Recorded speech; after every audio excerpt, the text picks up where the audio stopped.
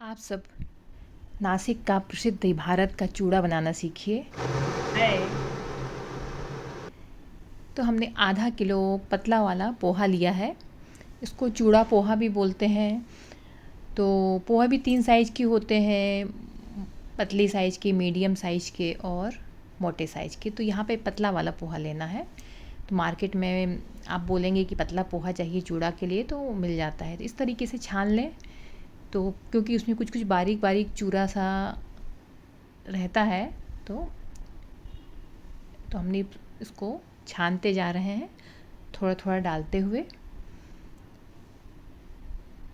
और ये बहुत कम तेल में बनता है, बहुत हेल्दी चूड़ा रहता है।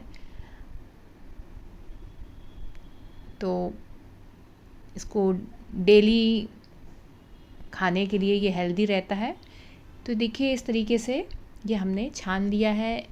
अब हमने ये मूंगफली लिया है, कच्ची मूंगफली है 200 ग्राम, और 200 ग्राम ये हमने दाल फुटना लिया है, जो कि भुनी हुई रहती है चने की दाल। नारियल भी हमने लिया है 200 ग्राम, कप से देखें तो 1.5 कप हुआ। और ये काजू बादाम हमने काट लिए हैं, ये 100 ग्राम है। तो देखिए पतले पतले स्लाइसेस में को हमने सरोते से काट लिया है। और ये काजू बादाम है, तो इनको भी हमने आधे आधे पीस कर लिए हैं।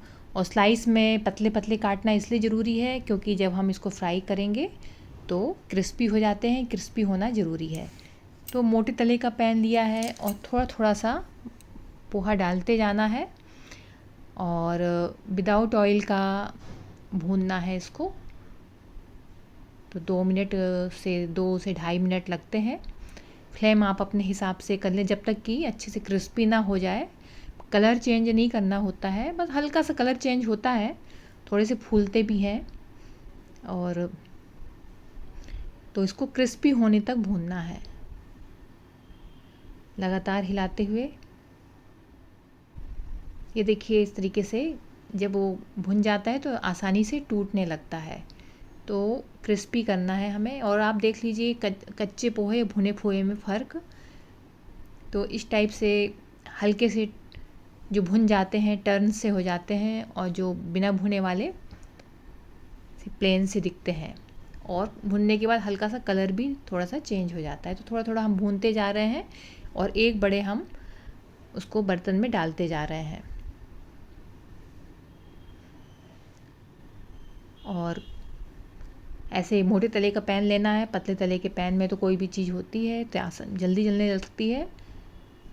तो इसमें खाना बनाना भी आसान हो जाता है। तो ये देखिए हमने जितना पोहा था आधा किलो भून लिया है। तो थोड़ा थोड़ा डालते जाएंगे तो हर बार का बैच में 2 से ढाई मिनट तो कम से कम लगता ही है। और यहाँ पे हमने एक पैन में कुकिंग ऑयल डाल दिया है। और ये मूंगफली हमने 200 ग्राम लिया है, गरम तेल में डाल देना है। बहुत ज़्यादा गरम तेल में ना डालें, मध्यम गरम तेल में डालें। बहुत गरम तेल में डालेंगे तो एकदम से डालते ही जल जाएगी। और हिलाते हुए इसको क्रिस्पी होने तक इसको फ्राई करना है। और बस ध्यान रखें कि जलाना नहीं है, नहीं तो अगर जलेगी तो फिर उस टेस्ट में कड़वापन आ जाता है। तो इसको क्रिस्पी करने के लिए इसको फ्राई करना है। चूड़े में तो हर चीज़ क्रिस्पी जब होती है तभी चूड़े में टेस्ट आता है।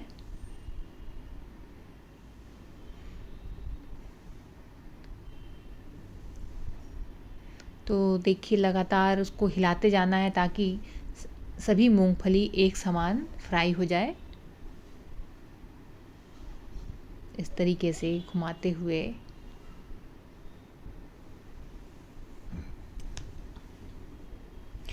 मेरे घर में सभी को ये वाला चूड़ा बहुत अच्छा लगता है क्योंकि बहुत ही कम ऑयल में बन जाता है। मूंगफली भी इसको फ्राई करते हैं तो मूंगफली भी ज़्यादा ऑयल एब्जॉर्ब नहीं करती है, बहुत ही कम करती है। तो बस इस तरीके से हमने एक छोटी छन्नी लिया है, मतलब चाय की छन्नी से बड़ी है। और बस उसमें हम डालते जा रहे हैं ताकि तेल जो उसका एक्स्ट्रा है निकलता जाए।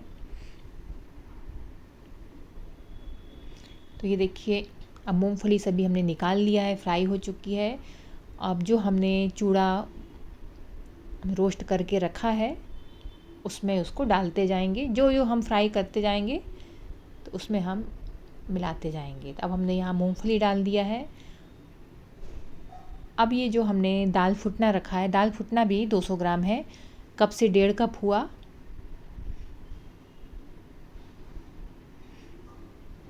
तो अब इनको फ्राई कर लेंगे। वैसे तो ये पहले से ही भुनी रहती है, पर हल्का सा फ्राई करना ज़रूरी होता है, तभी इसका टेस्ट में सौंधापन भी आता है और थोड़ा सा और क्रिस्पी हो जाते हैं। बस मीडियम रखना है फ्लेम को, हाई नहीं रखना है, और बहुत ज़्यादा इसको जलाना नहीं है, नहीं तो जलाने से तो आप सबको पता है कि टेस्ट तो गड़बड़ हो जाता है।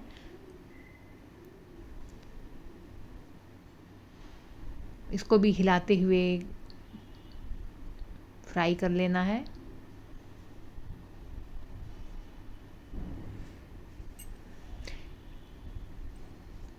वैसे तो ये महाराष्ट्र का चूड़ा है, पर नासिक का चूड़ा एक अलग होता है, थोड़ा सा डिफरेंट होता है। तो बस थोड़ा सा डिफरेंट है, जो आप लोग देखेंगे तो पता चल जाएगा कि क्या डिफरेंट है। आप लोग बताइएगा कि इसमें क्या डिफरेंट है। तो बस ये देखिए, दाल फुटने को तलने में ज़्यादा टाइम नहीं लगता, क्योंकि पहले से ही ये भुने रहते हैं। ये भुनी चने की दाल होती है। बस हल्का सा कलर थोड़ा सा चेंज होता है, ज़्यादा चेंज नहीं होता है। और निकालते जाना है, क्योंकि फिर अगर ये देखिए, जब तेल एक्स्ट्रा निकाल लेना है छन्नी से, और इसको भी हमने मिक्स कर दिया है। क्या है कि यदि एकदम से होने लग गया, आप निकालते जाएंगे तो निकालते निकालते ही फिर वो लाल होने लगता है। अब हम इसको आप इस तरीके से भी कर सकते हैं इसको। तो इसको हमने छन्नी को ही एक हॉट ऑयल में डिप कर दिया है, देखिए उसमें भी फ्राई हो जाता है। क्योंकि जो छोटी छोटी चीज़ें रहती हैं ना, तो यदि आप छन्नी को ही आप ऑयल में डिप कर दें फिर फ्राई करें, तो निकालने में भी आसानी होती है और एकदम से आप सारी चीज़ें निकाल सकते हैं। कई बार क्या होता है कि जब इस टाइप की चीज़ें, जैसे कि दाल फुटना हो गया, मूंगफली हो गई, यदि हम भून रहे हैं और लगता है कि अब रेडी हो गई है, निकालना शुरू करते हैं, जो लास्ट के जो रहते हैं बचे हुए, निकालते निकालते वो आधे लाल हो जाते हैं। यदि आप छन्नी में फ्राई करेंगे, बस इसके लिए थोड़ा ज़्यादा ऑयल लेना पड़ता है, ताकि जो हमारी जो छन्नी है वो अच्छे से डूब जाए, तभी तो फ्राई हो पाएगा।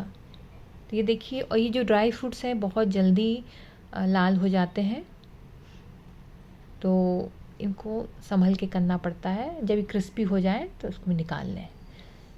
हल्के से ये पिंक हो गए हैं, नहीं तो जलने लगते हैं बहुत जल्दी से। तो काजू बादाम भी ये लगभग 100 ग्राम करीब है, और ये जो हमने जो नारियल काट के रखा है ये 150 ग्राम। तो इनको जो सूखा नारियल होता है वो लिया जाता है, और पतले पतले नारियल काटें।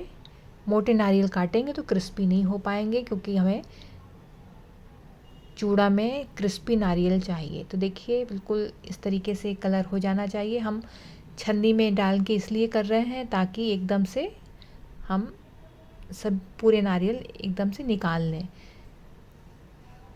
वैसे तो आप चाहें तो आप कढ़ाई में भी कर सकते हैं, ऐसा उसमें भी बन जाता है, पर ये ज़्यादा आसान पड़ता है।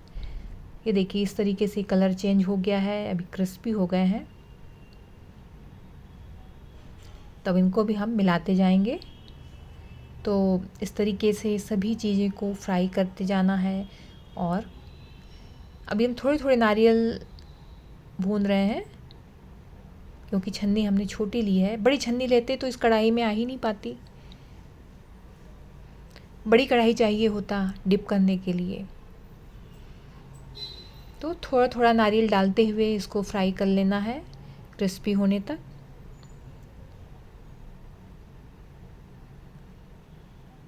क्रिस्पी करने के लिए हमें नारियल को इतना लाल करना पड़ा।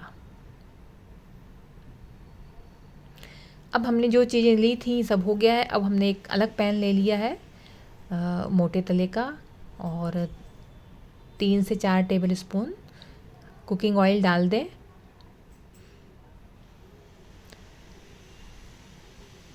और जब ये, वैसे तो तेल पहले से ही गर्म है,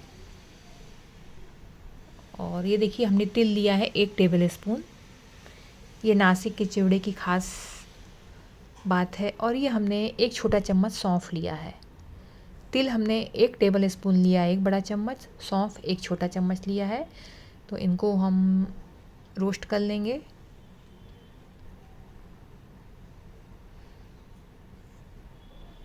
बस रोस्ट करना है तो रोस्ट भी हो जाए और जले भी नहीं, इस चीज़ को ध्यान रखना है। स्लो फ्लेम पे करें तो इससे चीज़ें जलती नहीं हैं। जब रोस्ट हो गई तो ये हमने हरी मिर्च लिया है 6 से 7, स्वाद के हिसाब से आप ले सकते हैं, और मीठी नीम की पत्ती आधा कप ले लिया है। तो गरम तेल में इनको डाल दिया है।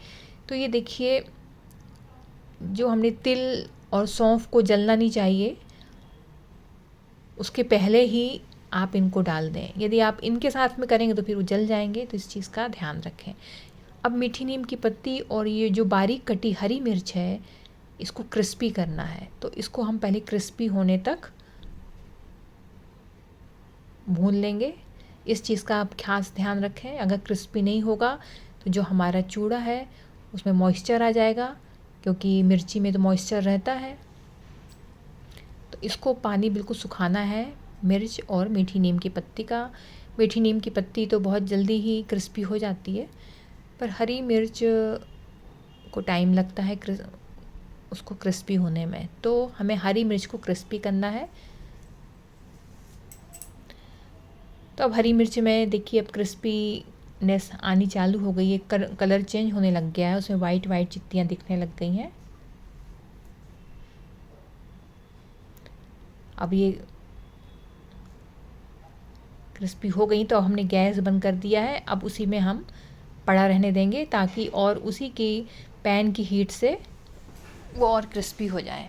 शक्कर ले लिया है 3 टेबल स्पून अब मसाले के लिए, और यहाँ पे हमने टार्टरी लिया है, इसको साइट्रिक एसिड बोलते हैं, तो ये 1/4 चम्मच लिया है।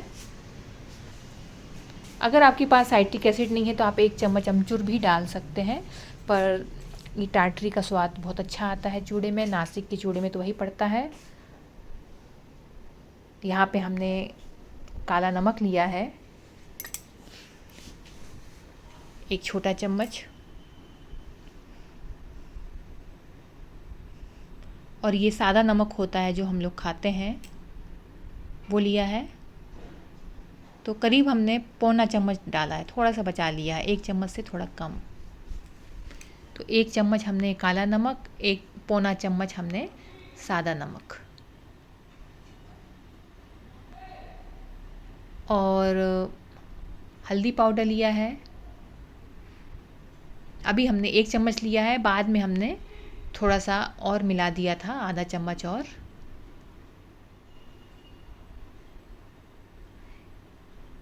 और ये है भुनी धनिया का दरदरा पाउडर। हम मतलब धनिया भून के हमने इसको पीसा है, तो इसका अलग फ्लेवर आता है। तो ये हमने 3 टेबल स्पून लिया है, 3 बड़ा चम्मच। शक्कर भी हमने 3 बड़ा चम्मच लिया है। और ये है सौंफ 1 छोटा चम्मच,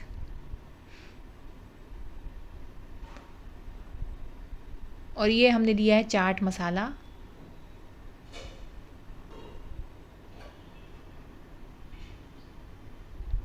चाट मसाला भी हमने 1 छोटा चम्मच लिया है, और इसको हम मिक्सी में डाल के पीस लेंगे। यहाँ पे हमने धनिया पाउडर 2 टेबल स्पून, 2 से 2.5 टेबल स्पून डाला है, 3 टेबल स्पून से कम डाला है। अब इसको हमने मिक्सी में मिक्स कर, ये देखिए हमें कलर थोड़ा हल्का सा लगा तो हमने थोड़ा सा हल्दी पाउडर आधा चम्मच और डाल दिया है। नासिक के चूड़े का कलर वैसे तो वाइट सा ही रहता है, हल्का सा क्रीम जैसा रहता है। थोड़ा सा हमने लाल मिर्च पाउडर भी डाल दिया है।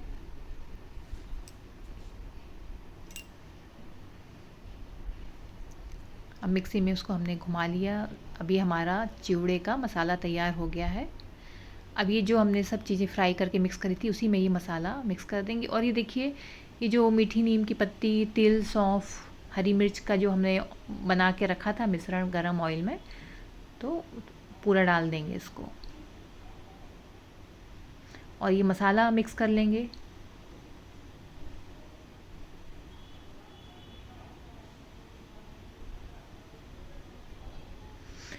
तो यहाँ पे हमने काला नमक 1 छोटा चम्मच, सादा नमक पौना चम्मच, चाट मसाला 1 छोटा चम्मच रखा है और शक्कर यहाँ पे हमने 3 टेबल स्पून डाली है और सभी को मिक्स कर लेना है। और ये बहुत ही हेल्दी चूड़ा रहता है, बहुत कम ऑयल में बन जाता है। और यदि और इसको आप एयर टाइट डिब्बे में रखें और अगर बनाने के पहले चूड़े को धूप दिखा दें उसके बाद बनाएं तो और अच्छा रहेगा। वीडियो पसंद आए लाइक शेयर सब्सक्राइब